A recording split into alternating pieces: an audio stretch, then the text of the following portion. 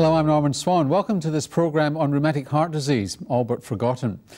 Rheumatic fever leading to rheumatic heart disease and subsequent valvular damage is something that many of us have consigned to the pre-antibiotic era. But it's a matter of shame for Australia that we have the world's highest incidence in some of our populations. The incidence and prevalence in Indigenous populations is 8 times that in the non-Indigenous community, and it's increasing in communities across northern and central Australia, with the top end being the community with the highest incidence in the world. Acute rheumatic fever is preventable, and improved living conditions and sanitation have seen rheumatic heart disease virtually disappear from mainstream Australia. But before you become too complacent, thinking you may never see a case in your practice, since there are areas of activity in the Pacific and in Africa, there needs to be vigilance among those immigrant groups here to Australia. And as usual, as of course in this programme, there are a number of useful resources available on the Rural Health Education Foundation's website, rhef.com.au. Let me introduce our panel to you. Malcolm McDonald is a specialist outreach physician at the Menzies School of Health Research in Darwin. Welcome, Malcolm. Thank you, Norman. Sarah Noonan is a research fellow at the Menzies School of Health Research in Darwin, but she's based in Adelaide. Hello, Sarah. Hi, Norman. And you also do some outreach activity in the Pacific. Yes, I do. What's that work you do? I help maintain rheumatic heart disease control programs, mainly in Fiji and Samoa. And there's a lot of rheumatic heart disease there? There is. Mm-hmm. We'll come back to that in a moment. Peter Tate is a rural GP from the Central Australian Aboriginal Congress in Alice Springs, and also a former GP of the Year. Yes, Norman. We're honoured. The glow, we can just warm our hands on your glow. Good evening, Norman. And no stranger, unfortunately and tragically, to rheumatic fever or rheumatic heart disease. Unfortunately. And Warren Walsh is a cardiologist from Prince of Wales Hospital in Sydney and also runs outreach clinics in Central Australia and the Pacific. Welcome, Warren. Evening, Norman. And your particular interest is chronic rheumatic heart disease. That's right. So seen a lot of it and the implications. Gavin Wheaton is a paediatric cardiologist at the Women's and Children's Hospital in Adelaide and runs Central Australian outreach clinics. Welcome, Gavin. Hello, Norm. And also you work in the Northern Territory in the top end as well. I visit quite frequently, yeah. So welcome to you all. So how common is all this rheumatic heart disease problem, Gavin? Well, as you've mentioned, Norman, rheumatic heart disease is now rare in affluent communities, but unfortunately it remains a common problem in developing countries and also common in Indigenous Australians and New Zealanders. The numbers are staggering. When you say New Zealanders, you mean Maori? Maori. And Pacific Islanders. That's right, and Pacific Islanders, that's right. The numbers globally are quite staggering. There are around 15 million people affected with rheumatic heart disease in the world, and an additional 2 million or thereabouts with a history of rheumatic fever but no evidence of rheumatic heart disease. There are around 500,000 new cases annually, and around 250,000 deaths attributable to rheumatic heart disease annually. And of course we should bear in mind that these figures are an underestimate because of problems with case ascertainment and access to echocardiography in many parts of the world. Do we know the numbers of Indigenous children affected? We do. We don't have consistent national data, but we do have quite good data from the Northern Territory. And the incidence of acute rheumatic fever is of the order of 350 per 100,000 in 5 to 14-year-olds in the Northern Territory. Is this first episode? That's any episode of rheumatic fever. And the prevalence of rheumatic heart disease is again of the order of 17 per 1,000 of population, although that number is probably quite significantly higher in remote communities. So, Malcolm, I mean, these sort of figures go over my head, you know, when you say X per 100,000, X per 1,000. How does that relate to the non-Indigenous community? Well, for example, in the incidence of acute rheumatic fever, the rates of 300 per 100,000 compared with the rates of less than 5 per 100,000 in the non-Indigenous community in the Northern Territory. And the rates of rheumatic heart disease of, say, 25 per 1,000 in remote communities versus 0.04 or 0.06 in the non-Aboriginal community. So it's a huge difference. It's about 250 times the rate in the Aboriginal population, particularly the remote Aboriginal population, as compared to the non-Indigenous community. And Warren, what about the conversion from the rate, if you like, from acute rheumatic fever to rheumatic heart disease? Is it inevitable? No, it's not inevitable. Rheumatic fever doesn't always damage the heart valve, but when it does, it results in a lifelong chronic illness, chronic disease. The majority of patients do not end up with significant heart valve disease, but a significant minority, and given the large numbers we're talking about tonight, end up with significant valve disease, which requires ongoing care. Is there anything that predicts that progression? From rheumatic fever to... Well, if you detect rheumatic valvular heart disease at the beginning of the illness, when they have acute rheumatic fever, then obviously these people are the ones who are likely to develop further valve disease down the line. Also, if the patient have recurrences, the real cause of significant valve disease down the line is recurrences, often undiagnosed, undetected, and the patient present later on with significant valve disease. And Peter, this is not a medical problem we're talking about here. This isn't. I mean, this is a disease of poverty, basically, and it's the logical consequence of colonisation, dispossession, ongoing inherent structural racism in Australia today that deprives Aboriginal people of economic opportunities, but also of access to healthcare, good housing, clean water, the sorts of things that we hear about in Southeast Asia and Africa, but it's happening right here. So to address this at the primary preventative level, we have to address these things first. And in fact, regrettably, tonight's programme is going to be mostly about secondary prevention, and we'll hear... Yes. I think by the end of the programme we're going to have convinced you, I think, of the need for primary prevention, but we'll do all we can in the secondary prevention area. What about the migrant population, Sarah? I guess the region closest to us is the Pacific, and I've just got some quick figures here from studies that have been done in the last few years. Samoa has about 30 per 1,000. Tonga has about 50 per 1,000. And there's currently a study being done in Fiji looking at... This is of rheumatic heart disease? Of rheumatic heart disease. The study hasn't been going very long, but they're up to about 8 per 1,000, but they think that this is a gross underestimate. And certainly countries like Vanuatu and the Solomon Islands probably have very high as well. So if you have migrants from those areas in your practice, there's a significant chance they may have rheumatic heart disease? Certainly. There's a study being done at the moment looking at incidence of rheumatic fever in Australian children up to the age of 15.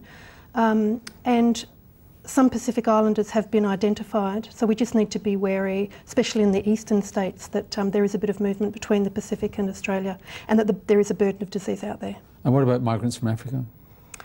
I'm not really up to date with the African situation. Certainly there are control programs happening in Africa. They do have a huge burden of disease, but I'm not quite sure. The other guys might want to comment. Yeah, no, we've seen it in some of the Asian, especially the South Asian population, because it's quite prevalent in India and Nepal and that area, Afghanistan. So some of the refugees certainly have it. And, sorry, Cameron? Also very common in sub-Saharan Africa and Latin America. So this is something that a metropolitan GP could see, particularly if they've got a high migrant population. Lots of refugees, certainly.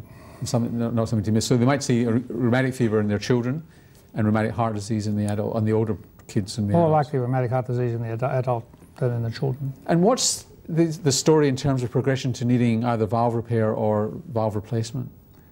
Well, that's primarily the product of recurrence of rheumatic fever. Progression of disease is most commonly caused by recurrent rheumatic fever. So if we're able to prevent that, then we should be able to prevent progression. But we don't know, I mean, for example, if we were talking about hepatitis C, we'd be able to say, you know, of 100 people, one might turn up with liver failure at the end of a course. Are you able to say that for rheumatic fever, rheumatic heart disease? I can't put a figure on. I don't know whether you can, Malcolm. Well, we don't have good studies in Indigenous populations. The only really good longitudinal study was done in the United States, and that was prior to the antibiotic era. And this showed 1,000 children were followed with rheumatic fever, were followed over 20 years. And about 1/3 of them went on to develop symptomatic rheumatic heart disease, and half of them died from that disease. And that was in an... And of course the pre-antibiotic era also equates to the pre-open heart surgery era. And also it was a time also when the incidence of rheumatic fever was dropping dramatically. It was in an American urban population was dropping dramatically at the same time. We think that those figures are going to be substantially greater in the Aboriginal population because the figures aren't dropping. The conditions haven't been changing. So Peter, just managing, given that primary prevention is not happening, Yep. I mean, managing somebody, for example, who's had a valve replacement must be a complete nightmare. Well, it's In a not a remote complete community. nightmare. It really depends on that person, and so everybody has to be assessed on their own knowledge capabilities, what they know, what they haven't know. And so you have to enter a new negotiation, and some people do very well, and the majority of people do reasonably well patchily, and some people unfortunately don't do very well at all. But it's not an unmitigated disaster. It would be much better if we were doing the primary prevention, and it would be much better if we get good systemic secondary prevention and prophylaxis happening. And that's something that we're going to focus on in tonight's programme, is actually making sure, because we're going to be following the Australian guidelines here, and we'll talk about those in a moment. Now, Malcolm, you did your PhD in the predisposing factors to acute rheumatic fever. Let's talk about acute rheumatic fever for a moment. What did you find? Well, we were looking to see... This is the whole story about strep throat versus impetigo and so on. First of all, acute rheumatic fever is due to, this is not my work, but it's a okay, preamble. You can claim it, we wouldn't know any better. Acute rheumatic fever is due to an abnormally strong and an aberrant immune response to streptococcal infection. And we do know that response is related to so there's some suggestion that is familial, and there's some twin studies which suggest that it runs in families. That evidence has recently been challenged. We do know that it is not racially determined. That is not, in other words, it's not a disease of Aboriginal people or Melanesian people. It's entirely, throw any child it's into environmentally determined. The question has always been, most of the original work on epidemiology was done actually in the US military, which clearly showed that preceding streptococcal pharyngitis, streptococcal throat, set up the circumstances for acute rheumatic fever. We in Australia think, for evidence building over the last 10 or more years, collected at Menzies School of Health Research, that there may be other factors, and we think that that to get to the threshold of getting rheumatic fever, you need to prime the immune pump. You need to get recurrent streptococcal infections to the point where you cross a threshold. Almost like allergy priming. Exactly. And it may be that streptococcal skin infection can prime the pump, and streptococcal throat infection can prime the pump. So we looked into that. Streptococcal throat infection is probably much more efficient at priming the pump because there's a lot of lymphatic tissue related to streptococcal tonsillitis. But we looked at to see whether skin infection was a major problem in communities, and we looked at communities with the highest prevalence of rheumatic heart disease, and we swabbed the throats of children over the space of 2 years. We went back to households. Over that time, we didn't find a single episode of streptococcal pharyngitis. Really? Not one in almost 5,000 throat swabs we did in the top end. And we found over the course of the study, at least 40% of the children had streptococcal skin sores. So we haven't proven that skin sores cause rheumatic fever, but we have strong circumstantial evidence that it might be skin sores that are priming the pump, and it may be that requires further attention. Interestingly, in Central Australia, where Peter comes from, we didn't find that relationship, and we found it was much more likely that children had sore throat and less likely they had skin sores. So we think that the epidemiology may be very regional, but we need to be open to the suggestion that healthy skin programs can have an impact. So Peter, what are the clinical features? And we must say here that we're talking... Acute rheumatic fever, yeah. So kids show up, young adults show up, basically they have joint pain, and occasionally they will have chorea, and sometimes they'll have a fever, and sometimes you'll detect one of the above with a new murmur, or sometimes a kid will just show up with a new murmur and a fever. Tell me about the chorea. Chorea is a twitch. You know, that they'll have really minor little twitches. They'll just be sitting there and sort of quietly twitching, or they will present because, you know, mum's noticed they're clumsy around the house, or one case I saw the kid was so choreaed that they couldn't even walk without falling over. Do we often see that misdiagnosed around the place?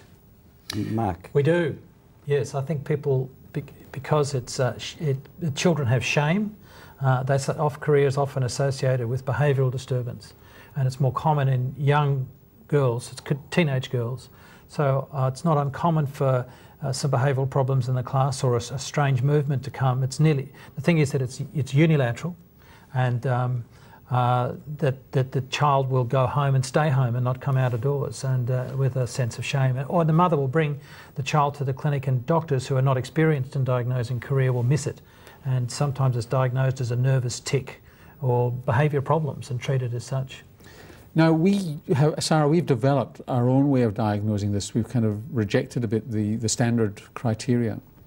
Quite a few years ago in the Northern Territory, we were finding that some people with monoarthritis, or one joint involved during what was thought to be acute rheumatic fever, went on to develop rheumatic heart disease. So the Australian guidelines have actually been modified from the World Health Organisation guidelines to include monoarthritis, so the involvement of one joint, in high-risk kids, and that includes Aboriginal kids in Australia. So we've tailored our guidelines to the Australian circumstances. Yes, we have. What else are in the guidelines, Warren, that we should be taking note of in terms of the definitions here? Well, I mean, I think the most clear point that's been made is the diagnosis of acute rheumatic fever, which is different from international guidelines. Australian guidelines are quite unique in that area. And that's important, because if people here are going to go to our website and look up for any guideline, they're not going to Well, you look in a textbook, a standard textbook. It won't have these. It'll have a traditional guideline, a traditional diagnostic criteria, which are a little different to the Australian guideline. That's why ours have been modified in relation to our high prevalence Aboriginal population. I mean, that's the chronic rheumatic disease is another area which we need to look at. One other thing about the arthritis that Peter mentioned is that the arthritis of acute rheumatic fever is typically asymmetrical, and it is typically large joint. So it's symmetrical small joint. Polyarthritis doesn't rate. Right. So it's and polyarthritis is also common. Yes, I mean, exactly. Monoarthritis has been talked about. Polyarthritis is probably the most common joint manifestation. Arthralgia rather than arthritis. Yeah, what was it? The other really important difference in the Australian guidelines is that we accept echocardiographic confirmation of subclinical mitral valve disease as evidence of carditis, and therefore that's accepted as a major criterion, right. And that's quite different to previous guidelines. And these are the Heart Foundation Cardiac Society of Australia guidelines, and you can get them off their websites, and we'll also have a link to that on the Rural Health Education Foundation website as well. So we're talking here about acute rheumatic fever. Is this just, Malcolm, a disease of young people, or can adults get rheumatic fever as well? Most of the first episodes of acute rheumatic fever occur in the 5 to 14 age group, but the recurrences can occur much later. Less than 5% of children with rheumatic fever are under 5 years of age, and less than 5%, the other end 5% are older than 35, so that the vast bulk are in that region. So the peak incidence of acute rheumatic fever is in fact in the 5 to 14 age group of first episodes, and the recurrences in the late teens. I've had a question from a GP in Queensland asking if it's always symptomatic. Sarah, is it always symptomatic, rheumatic fever? My experience is no, it's not. Especially if one joint is involved. It might be painful, but it might not be painful enough to warrant the child going to the medical centre. And I've seen cases where the child has fallen down at sport because the knee, for example, was so painful, and it gets documented as trauma. The child fell and hurt his knee. So sometimes it can be quite confusing. Peter, a GP from South Australia asks if this goes untreated, how long does rheumatic fever last for? How long would an episode untreated go for? I usually send people off to hospital once I think they've got rheumatic fevers. I don't know, but I think the textbooks say, what, about 6 weeks? 3 months. 3 months. Probably. 3 months left the unattended. acute illness will get better without treatment. But it is very variable. So it can settle in 3 weeks, or it can still be going up to some time. What are the barriers to diagnosis, Sarah? Many and varied. First of all, the person needs to present to the health centre or to a health professional. Some of the reasons they don't are that they might be too busy, or they might not like to go to the health centre, might be a long way, the distance to get to the health centre. They might have other priorities, etc., etc. Once they do present, it's up to educated health professionals to understand what they're seeing. And sometimes it can be quite confusing, especially if there's only one joint involved. Or they might be between joint pains. So my knee hurt last week, well, that's okay, so they might get sent home and the next sort of joint will swell up in the following week. There's many barriers to... Gavin, is there any evidence that in a child with a red throat, and I think the guidelines say you should treat red throat in Indigenous kids with penicillin, and if they've never had an episode of rheumatic fever, is there any evidence that treating a red throat prevents rheumatic fever?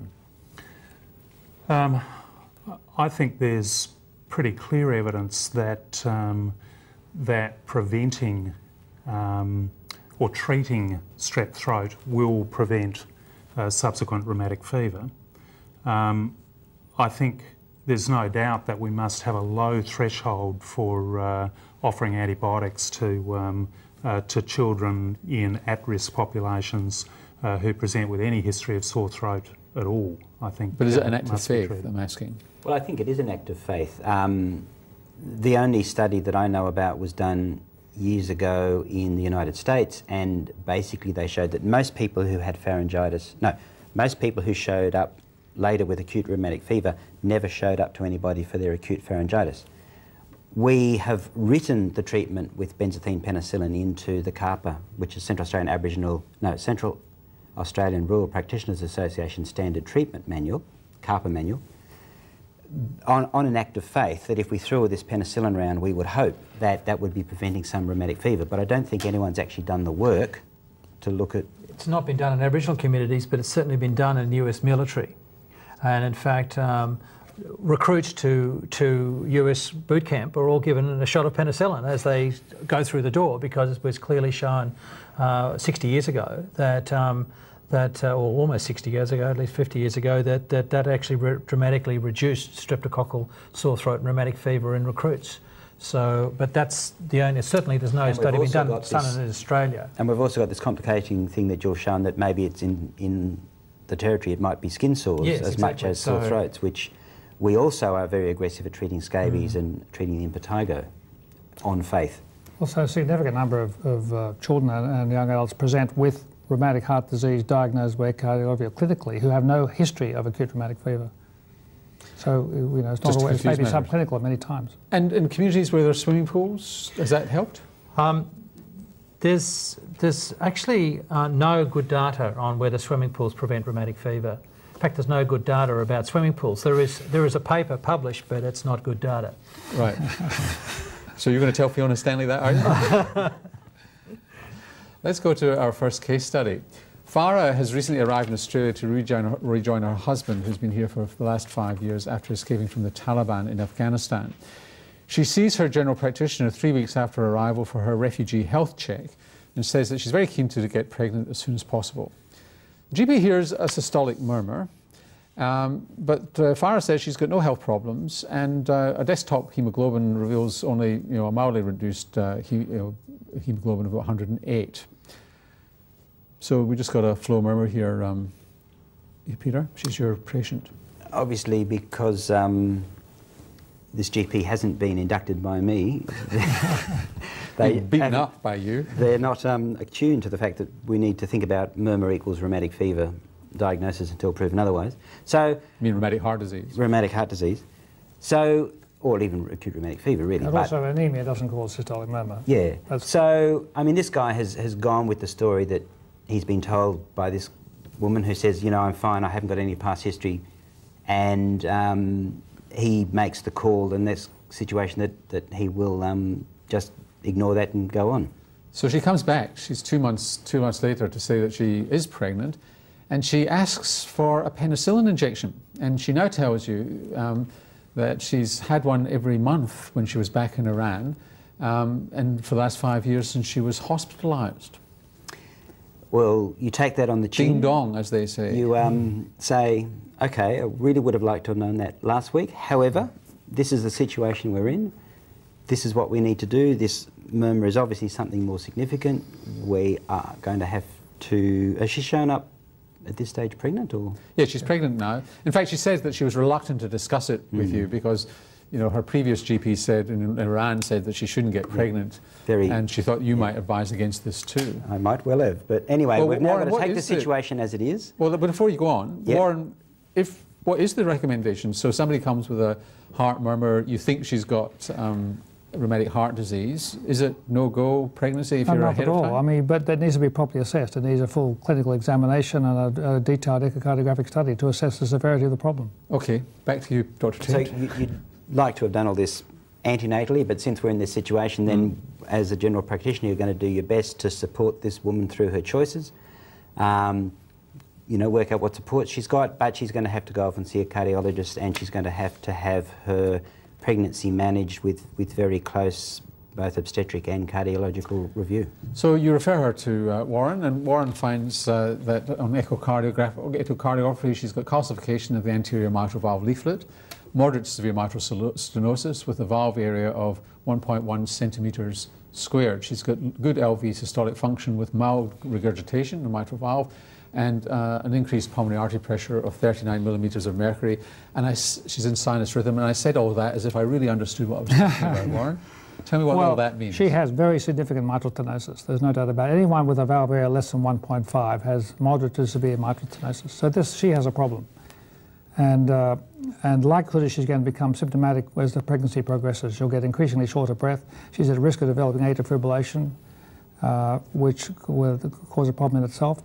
And she needs to be very closely monitored by the multidisciplinary team looking after, including cardiology. So is there a way in the first trimester of preventing that course, or you've just got to watch? No. Does she get antibiotic cover? No, there's no except for the penicillin prophylaxis, which she should be getting. There's no other way we can prevent what might happen during pregnancy, but we can deal with it. The problems can be dealt with. And the likelihood is that if she does become quite symptomatic, despite treatment with diuretics and so on, and she's still quite breathless, about class 3, class 4, then she has to be considered for a percutaneous mitral balloon valvoplasty. So as the pregnancy progresses, Farah indeed struggles with chest pain and shortness of breath. She's put on frusemide and a beta blocker and reviewed regularly. And at 35 weeks, she goes into severe heart failure. So this is not an unusual circumstance. Yeah, that's right. And this patient is at great risk to herself and to her fetus. She needs to be in hospital. She needs to be treated aggressively for heart failure. She needs to have a balloon valvoplasty done in an experienced centre. It can be done safely during pregnancy. It's a percutaneous procedure done in a cardiac catheterization laboratory. It had good results in patients with severe mitral stenosis, but there is a downside. About 5% of people, when they do the balloon inflation within the stenotic mitral valve, can tear the mitral valve itself, and they can end up with severe mitral regurgitation and require urgent surgery.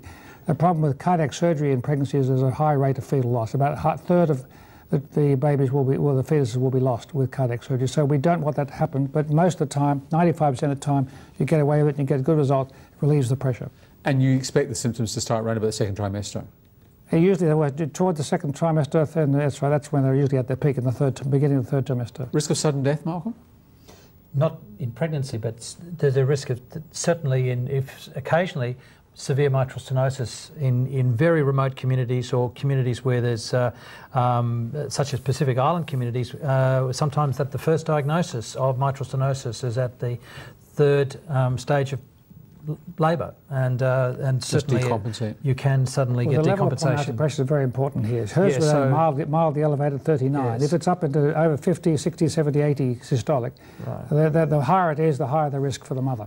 So that's the importance of antenatal care, and quite often in very remote settings, the first time people turn up is in labour, and that's the danger. And what do you do with women like this in remote communities? Do you send them down to a major city for? They have to go down to a tertiary institution and be watched closely, which of course is major upheaval for the family and lots of support needed and lots of explanation. But for their sake, you've got to do it. Do many women refuse to go? No, because most people realise that this is a serious situation. And most people these days are used to Western medical intervention and are quite happy to fit in if they know it's going to do benefit for them. But the family's got to go down. So, Sarah, this is a major issue. Yeah, yes. In the top end, rheumatic heart disease in a young girl is a really serious issue. I mean, pregnancy and family planning certainly need to be discussed. diagnosing rheumatic fever early and good regular treatment with benzathine penicillin is certainly a preference to managing a pregnancy in someone with rheumatic heart disease remotely. Tell me what's going to happen to this woman. She gets through pregnancy, postnatally she and the baby are fine. She might have had the the catheter balloon on the mitral valve. Tell me, just paint the course for her for the rest of her life to me. Well, she's got a chronic disease, and this mitral valve disease will be with her the rest of her life. Balloon valvoplasty usually improves the mitral barrier area from, say, 1.1 in this case, maybe up to 1.8, 1.9. So she's still left with significant mitral stenosis. It may be what we call mild to moderate range, if she hasn't had any other complications. Sometimes they get severe mitral regurgitation. So she's going to need lifelong regular care. Pregnancies will always present a problem, and that the whole area of conception and family planning needs to be fully discussed with the family. Obviously, in the end, it's the patient's choice, but they need to understand the risks and benefits of further pregnancies in this situation. What are the indications for valve replacement? Well, we do everything possible to avoid valve replacement during pregnancy, obviously, but after pregnancy, when the patients are symptomatic. I think one of the problems with Indigenous patients, they often present to the cardiac surgeon far too late, and by which time the valve cannot be repaired, which is the preferred option. There's experience, if surgeons with expertise in rheumatic heart disease can often repair the mitral valve and even the aortic valve. But if it's too far down the track of the heavily calcified valve, for example, they have to be replaced. Then you have the choice between a bioprosthetic valve and a mechanical valve. The mechanical valve requires lifelong warfarin and all the issues of anticoagulation and monitoring forever. The bioprosthetic valves don't, if there are patients with sinus rhythm, don't need to have long-term warfarin. But then bioprosthetic valves have a limited durability, maybe 10, 20 years, and then they have to be replaced again. So they're facing another operation later in life. And mortality rates go up as with each repeat procedure? Well, I think in Australia the results of cardiac surgery are very good. Even with repeat procedures? But it's still a major upheaval for family. There's still morbidity and a small mortality involved. I mean, Peter, this is major stuff, which really comes back to, as we said earlier, we'll come back to this primary prevention story, is that everything is inadequate beyond primary prevention. This is a difficult story. Yep. Do you ever see people refusing valve replacement in Aboriginal communities? Yes, there are some people for whom that is all much more frightening. This immediate, I have to go away and have a big heart operation is much more frightening than the possibility that in the future I might get sicker. But by and large, the majority of people are actually happy to go with it. And what about warfarin control? Well, depending on whether they have been really engaged and understand what's going on and have seemed to understand the risks and implications of various sorts of heart valves, and you can be fairly sure that they will comply with warfarin therapy because they've been complying with their prophylaxis in the past, then you might well suggest a mechanical valve. But if there's any doubt but they need to have the operation, then you go for a bioprosthetic valve. The problem we often see is that the people who understand the local situation, like the GP, know the situation, know the family situation, know whether these people are going to be able to adhere to an anticoagulation regime or not. The cardiac surgeon in the major tertiary centre does not take that into consideration. And there's often, we find this, patients come back who are totally unsuitable for warfarin with a mechanical valve. And it's just a communication issue, which is a major problem in remote Australia. So let's go to our next case study. At the age of 8, John was transferred from a remote community in the Northern Territory to a regional hospital, and he's got a sore and swollen knee with a fever. Your patient, Gavin? Right, well I think so an Aboriginal health worker or a local GP has been smart enough to send this child in. Indeed. Well, I think the first issue here, Norman, is that we would be suspicious of rheumatic fever in this patient. He's in the at-risk age range. He's an Indigenous boy, so we'd be concerned about that diagnosis. We'd take a careful history, perform an examination. We would try initially to confirm the presence of arthritis. We know he has a sore knee. We'd be looking for joint swelling. And was he looking for other causes of a sore joint? Exactly, and so we'd also be concerned about possible septic arthritis in this boy. We would then go to the Australian guidelines and we would look for, assuming we've confirmed a major criterion here, we'd look for other major criteria. So we haven't gone through this. Just tell us what the major and minor criteria are in the Australian system for diagnosing acute rheumatic fever? Sure. Well, the major criteria are arthritis, and that can be polyarthritis or aseptic monoarthritis or polyarthralgia, erythema marginatum, chorea, subcutaneous nodules, and of course, most importantly, carditis.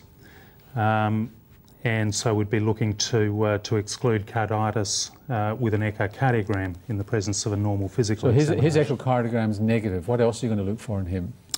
So now we'd look for minor criteria, and the things that we'd look for are obviously fever, and under the Australian guidelines we're looking for any documented temperature of over 38 degrees. We would run the acute phase reactants looking for ESR or C-reactive protein of greater than 30, and we'd also do an ECG looking for a prolonged PR interval. And finally we would look for evidence of recent streptococcal infection by performing an ASOT and an anti-DNase B, bearing in mind that the baseline levels of streptococcal serology in this population are likely to be elevated. So he's got fever, he's got a sore knee, which is not septic arthritis, and he turns out to have a bit of a raised ESR and CRP and a higher ASOT. So he's got ARF? We would be satisfied that he meets the criteria for that diagnosis. We would obviously still be keen to ensure that he does not have septic arthritis or some other diagnosis, and that may need further investigation depending on the clinical circumstances. But I think we'd be happy to say that this patient has acute rheumatic fever. I mean, the point to make this is these criteria apply to a high-risk population, the Indigenous population. The non-Indigenous population, we would use the traditional older criteria. This is just specifically for the high-risk population. A diagnostic point about the knee is that when people with acute rheumatic fever do have the arthritis, that's the feature of it is painful beyond what you see, so they have very painful joints. So the second thing is that the response to penicillin is quick and it's very dramatic. Yes. And sometimes as a diagnostic tool, when people are in remote communities, we ask the clinicians and Aboriginal health workers and nurses not to give them aspirin in the remote community so we can use it as a diagnostic tool. Sorry, you're saying the response to aspirin is quick? Did I say penicillin? You said penicillin, yeah. I'm dumb. So it's aspirin. So that we ask them not to give aspirin in remote communities so that when the child comes to hospital we can use aspirin as a diagnostic tool because the response is dramatic. That's interesting because we just had a call from somebody in New South Wales who asks what if you haven't got an echo available to you? You get one. There's nowhere in Australia you can't get an echocardiogram. You send the child to hospital.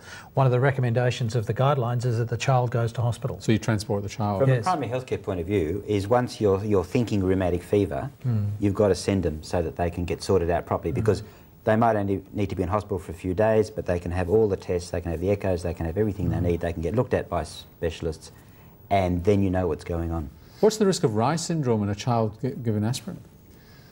I don't think I could quote a numerical risk, Norman, but it's very low.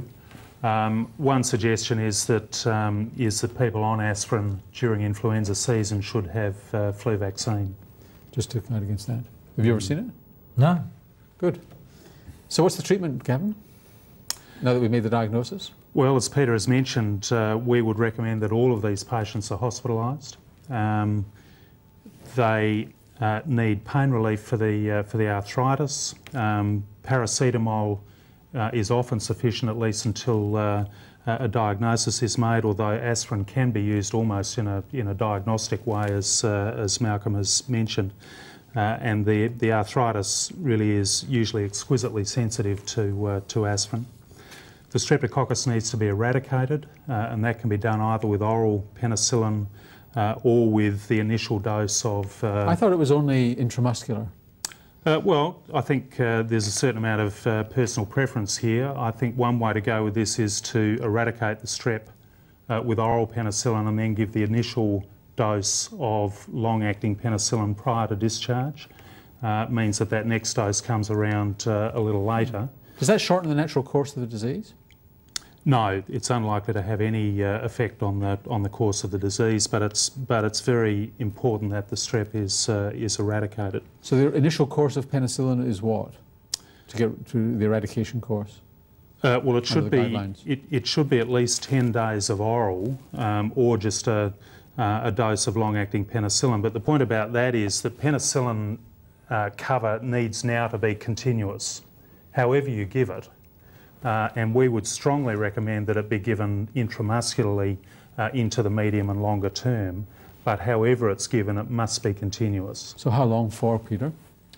Well, basically the guidelines, I think, say either for 10 years after their last acute rheumatic fever, or I think to the age of 21, whichever is the latest, or if they have recurrent sessions, and of course it keeps going out with age.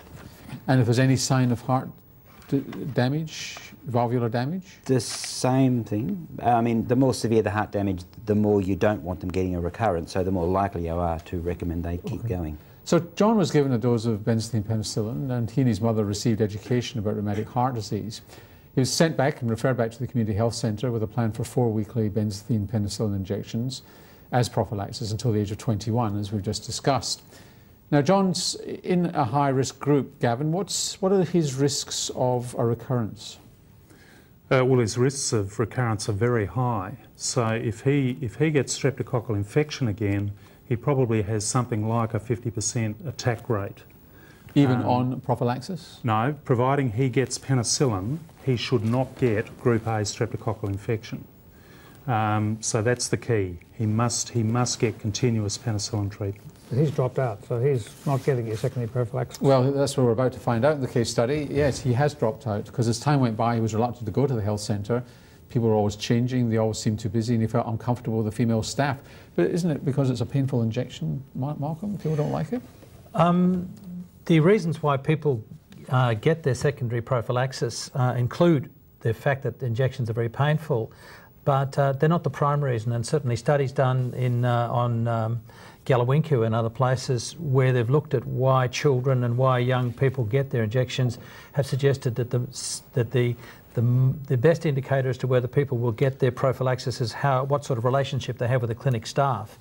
If the relationship is long-term and close, and the sense that the clinic really cares for them, they're much more likely to get their injections.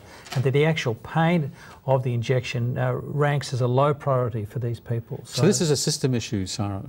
Yeah, in a lot of rural and remote areas of Australia, we have a very high staff turnover, health staff turnover.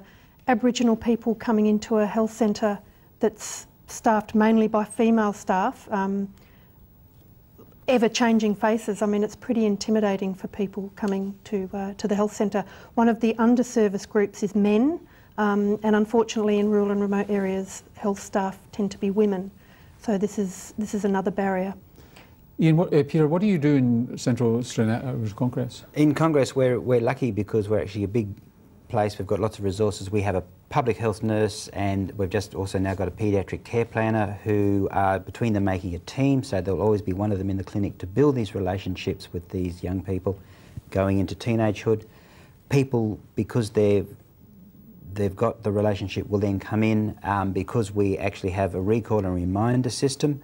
We go out and we look for people when they don't show up. We also work very closely with the regional rheumatic heart disease register, and so if somebody doesn't come in, we communicate with them, who can then go looking for communities around the place. We send out ALOs. It's very intensive.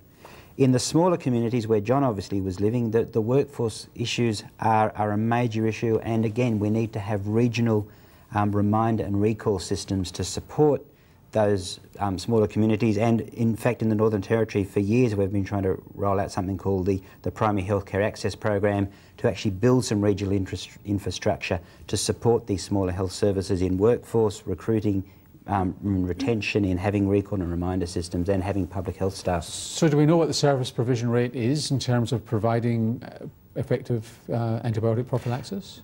Mark would be able to have some numbers on that. Yeah, we do. That's his job. The figures, there's a study done in big communities in the top end, about what's considered as minimum as an 80% of injections in a 12-month period of prescribed injections. 42% of people in the top end, or large community top end, that we looked at got the right prophylaxis. And the recent studies from the Kimberley suggest that 16% of people get the minimum number of injections in 12 months, and the data just available from Queensland suggests that less than 10% of people in far northern Queensland get the appropriate number of injections.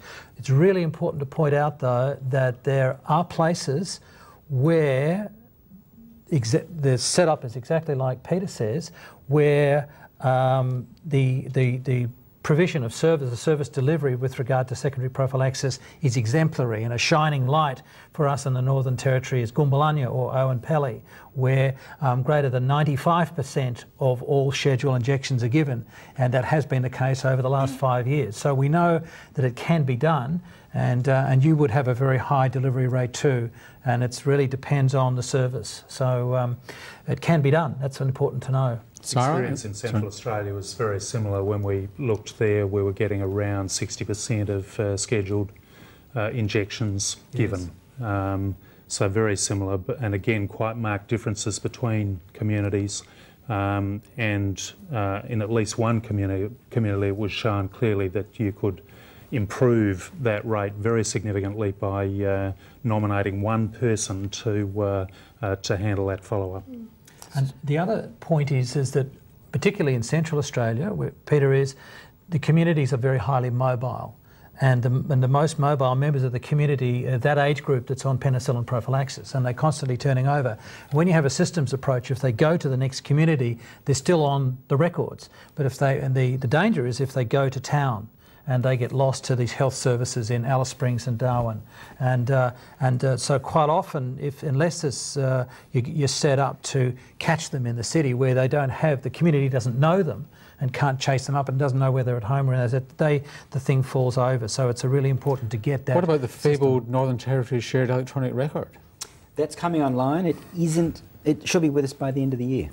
Right, so it's not quite there yet. Nope. Sarah, what's your... But the regional register does a good job at tracking these kids, and they will ring us up and let us know as much information as possible. And so between bus drivers and ALOs, we can usually find them and bring them in.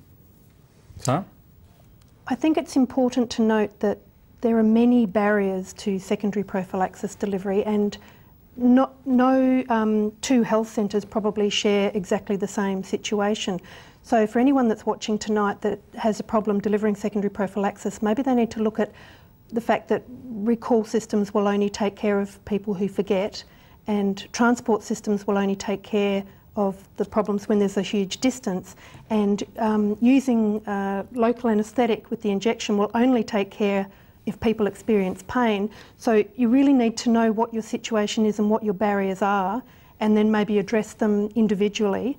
It's very hard to take a regional approach to secondary prophylaxis delivery. It's very individualised. But presumably your whole service has to be aware of the issue and have it, make it a priority. The staff have to know who the people are who are on secondary prophylaxis, and hopefully identify them when they come through the clinic for other reasons. The same way people need to present. They need to understand be educated in a way that they understand so that they can present for their own health. I mean, at the end of the day, you can't force anybody to have secondary prophylaxis, but you need to know who needs it, so at least the doctors can be aware that they're not receiving it. What about community consultation, Peter, when you want to set up a register? I imagine some communities might resist that because of stigma and so on.